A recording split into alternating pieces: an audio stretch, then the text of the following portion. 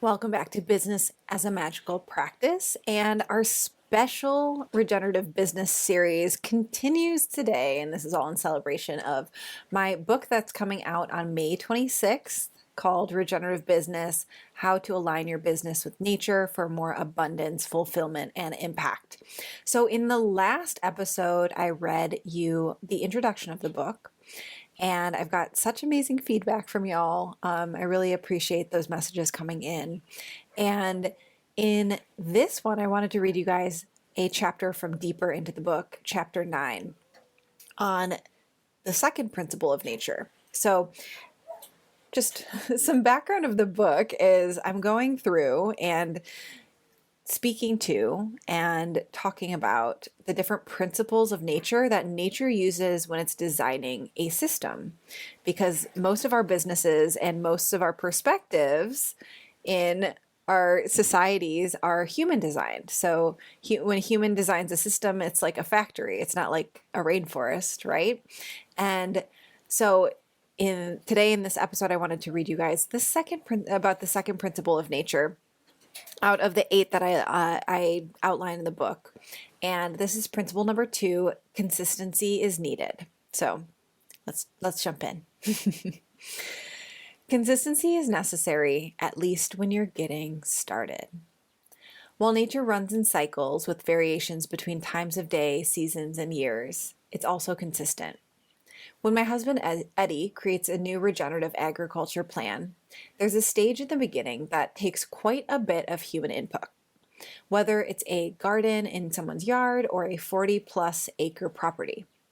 In the beginning, he has to lay the foundation, bringing in mulch, compost, earthworms, fungi, seeds, and saplings. He has to map out water lines if it's in a dry environment and build fences to keep out the animals that also want to eat the crops. But don't worry, he'll plant things specifically for the deer or boar to eat outside of the fence to keep the herd healthy and provide an easy meat source for our farm and family.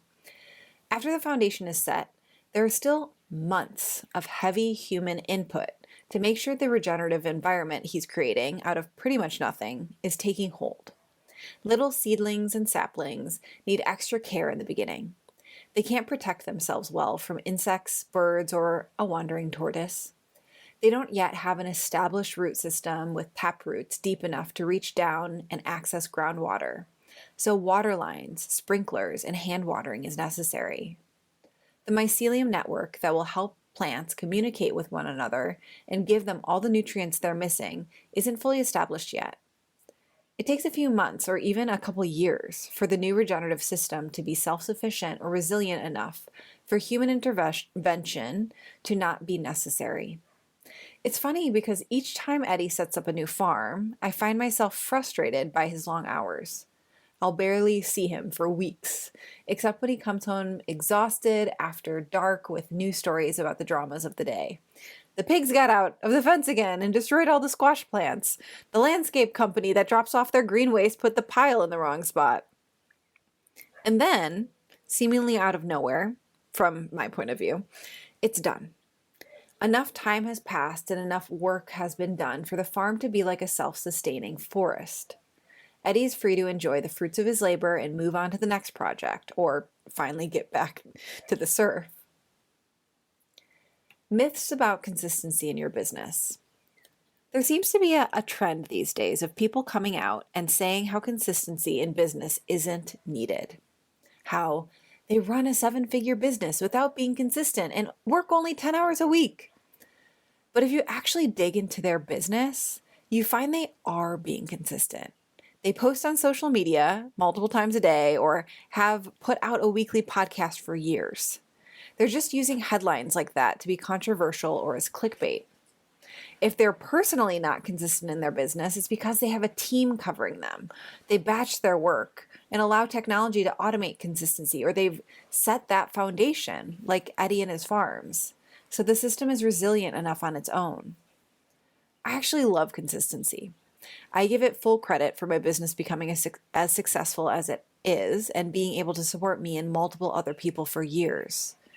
And consistency is honestly such a freeing thing. When you're consistent over time, one impression doesn't matter. When you're consistent over time, you don't have to be perfect. The Grand Canyon was created through consistency, carved by the Colorado River over millions of years.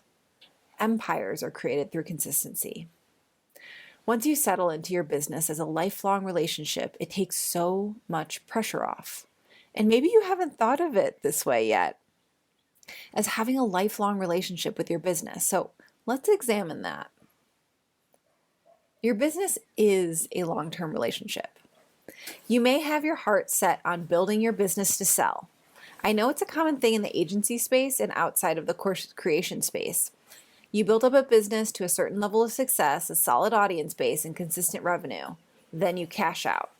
You sell the business for a sum of money and move on.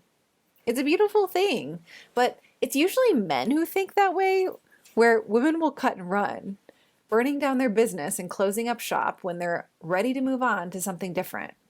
I'm not exactly sure why men are more likely to sell their businesses, but know it's an option for you if the day comes.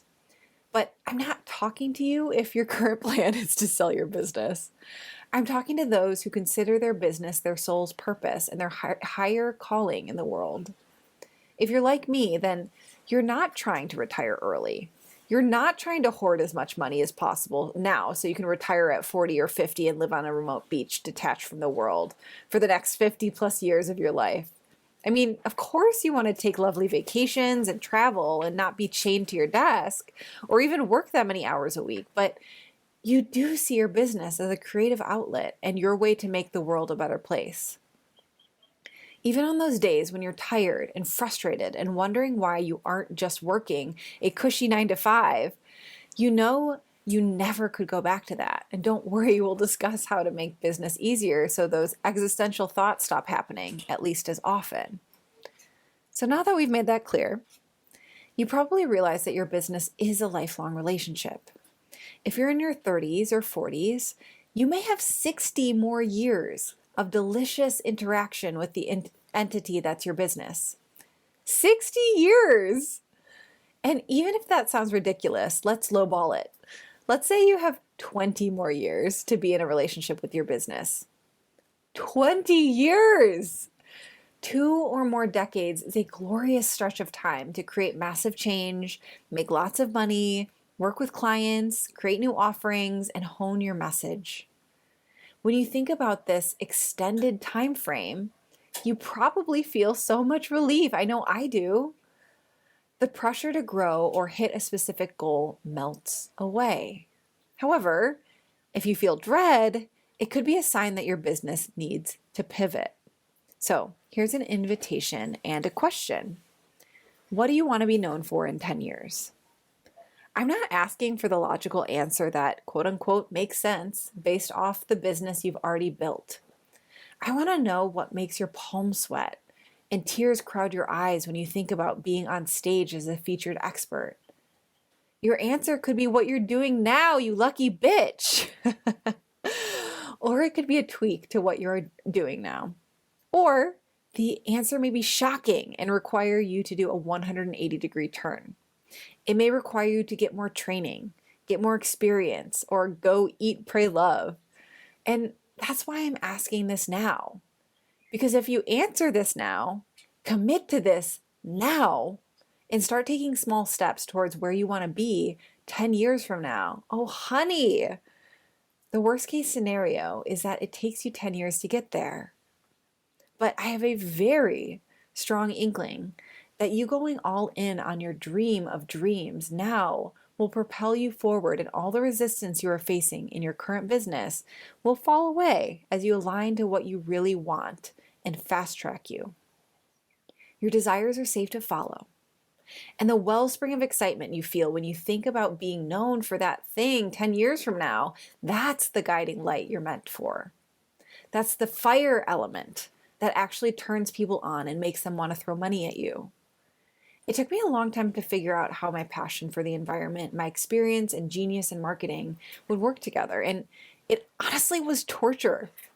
I'd found my lovely niche of online marketing for spiritual entrepreneurs a decade ago, and I'd gotten such easy success with it. It didn't make much sense to heavily incorporate regenerative agriculture into it or a regenerative lifestyle into it. even though my nights and weekends were filled with farm tours and drinking sugarcane juice cocktails by the fire. I told myself, well, my success in this field can fund my husband's environmental work. It can fund my desire to own land. It can fund nonprofit work. But when I sat with the question about what I wanted to be known for in 10 plus years, it was what you find in this year book. So take your time with this. It's worth it. If you take one thing from this book, I hope it's you answering this one question. Okay, back to consistency. Layering magic to build power. Consistency is required for establishing new, healthy ecosystems in nature. A seedling needs consistent water, sun, and nutrients to grow, while an established forest can pull nutrients from a deep taproot and mycelium network. The seedling needs more careful hands-on attention and nurturing. Your audience needs consistent interaction and attention. It's how you create the infamous know, like, and trust factor. Before a human knows you well, they're testing you, consciously or unconsciously. They're looking for you to be present and show who you are, how you can help them, how you've helped people before them, how you have the expertise and good intentions over and over again. That's what consistency does. I used to be in a hula halau meaning being Hawaiian for a branch from which many leaves grow, and essentially meaning a hula school or group. We met every week up Haleakala Mountain at a 3,000-foot elevation. My ears would pop driving up there from my sea level digs, and the view was spectacular every single time. The Hawaiians didn't have a written language, and they shared stories through spoken word, body language, and dance. The dances we learned were the same ones done for hundreds of years, and they told stories of the land and the people. I felt honored to get to participate in this sacred practice, having been living on Maui's soil for a mere 5 years. And I never felt more connected to a sense of place than with this practice. With magical ritual, you often do the same practices day after day, or year after year. This layers the magic and it makes it more powerful. With these hula dances, I could feel the power of thousands of women practicing the same dances, chanting the same words in the same places year after year for hundreds of years. This is layering magic to build power. In your business, you do this with consistency. By consistently showing up week after week for yourself, for your audience, for your business. Again, I'm not talking about working all the time or even every day, but there is a bare minimum. For Eddie and his gardens, he needs to water every single day in the beginning or it will die. His bare minimum in this case is watering 1 hour a day. Then, as this system establishes itself, he uses 10% of the water as the neighboring farms and yards because he set it up to hold moisture. So then, his bare minimum shifts to weeding multiple times a week. And it's just as easy to do your bare minimum as it is to not do it. I was joking with my book writing mentor, Elizabeth Lyons, who has been on this podcast here as a little side note, that it's just as easy to write as it is not to write. I consider myself a writer. I enjoy writing, but I also found myself going stretches of months not writing a single word in this book because it was just as easy for me to not write as it was to write. The juice is in the activation, like that initial spark of a fire. I needed to stop doing whatever else I was doing and actually open the document to write. Your bare minimum doesn't have to be fancy or hard, but you do have to define it. One client of mine is a multiple 7-figure earner. When she was getting started in her business and getting serious, her bare minimum was to send 1 email to her email list and publish 1 podcast each week. It didn't have to be any good. In fact, it could be shit.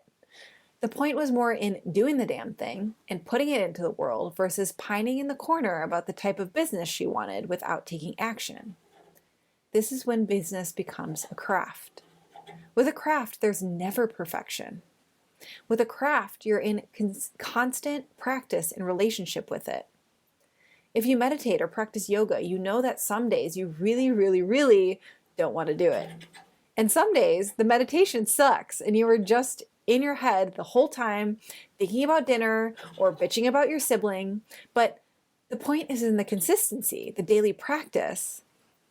And while the phrase quality over quantity is commonly thrown around, when it comes to your art, your business, or a craft like marketing, there's actual proof that quantity creates quality.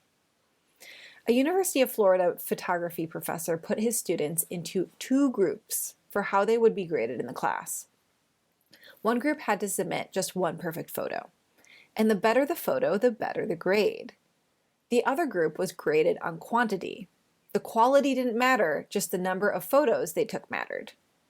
Guess who ended up with better photos? The group that was asked to take as many photos as possible. When it comes to a craft like teaching or writing, quantity creates quality. Creating over and over and over again consistently will check that box. So, what's your bare minimum you'll be consistent with in marketing your business every week? Here are some ideas. And no, this is not a checklist of everything you should do in your business every week. Post on Instagram every day. Email your list once a week. Ask for a referral once a month. Publish a podcast episode once a week. Publish a YouTube video once a week. Go to a networking event each month. Post in 3 Facebook groups each week. Do 1 Facebook Live each week. The key here is to identify what needs to happen to nourish your business and create consistency around it. You can find a way to automate it later. Automating consistency. Lahaina, whose name translates to cruel sun, is on the dry side of Maui, but it actually used to be quite lush and considered the breadbasket of the island because of the amount of taro, breadfruit, and sweet potato grown. Now, it's essentially a desert due to deforestation and degradation from the pineapple and sugarcane industries. And here's a quote. This land was cultivated in taro from ancient times. Since the beginning of the 19th century, it was known as Apua Kehua, the royal taro patch of King Kamehameha. Kalo, taro, was the food staple of ancient Hawaii, considered to possess the greatest life force of all foods. It's a perennial tuber with clusters of large, delicate heart-shaped leaves. Kalo production requires much water, and this area of Lahaina was once abundant with freshwater streams and rivulets. The Hawaiians managed this water for irrigation by creating aqueducts, which ran along banks intersecting the fields. Some of the first foreign visitors to Lahaina vividly described their impressions of the town by its carefully tended green fields. They likened it to a lush garden, saying it was far more beautiful than any place we have yet seen on the islands. End quote. When you plant a farm in a desert environment, you don't have the necessary rain to support plant growth. You need to either hand water every day or set up water lines on timers to water for you. Either way, consistency is needed for the garden to grow. For your business, you first identify what your business needs. In general, that is a source of potential clients, opportunities for potential clients to purchase, and ways to deliver the transformation. Here are some examples. A source of potential clients could be referrals, newspaper ads, posting on social media. Opportunities for potential clients to purchase could be sales calls, sales copy, a checkout page. Ways to deliver the transformation could be live calls, emailing materials, sending documents. When you determine your business's needs, those tasks that are daily, weekly, or monthly musts, you can then figure out ways to automate or systematize how to meet them. You can hand water the seeds, or you could hire someone to water for you, or you could set up an automated water line. Don't worry, we go into systematizing your business in Chapter 17. No matter what, consistency is key for a thriving business ecosystem. Okay, so that was the end of Chapter 9 of Regenerative Business. And it comes out soon, you guys, May 26, 2023. So within days, I honestly don't know when it might already be out. I don't know when we're publishing this episode, but if it is after May 26th, when you're listening to this, head on over to anywhere you buy books. It's going to be available on Amazon and on Barnes and Noble and all the places you can buy books online. And hopefully working towards getting it in bookstores soon. If you want some free chapters, you can head to thedirtyalchemy.com/free-chapters to get a few free chapters of the book to get into. And yeah, you guys, I'm excited. This series is so fun. Please keep sending your messages and pictures of reading those free chapters. Now who knows when this episode's going to come out. If you're reading the book right now, send me a photo. I'd love to see it. Tag us on Instagram at The Dirty Alchemy. And I will see you on the next episode of this regenerative business series of Business as a Magical Practice.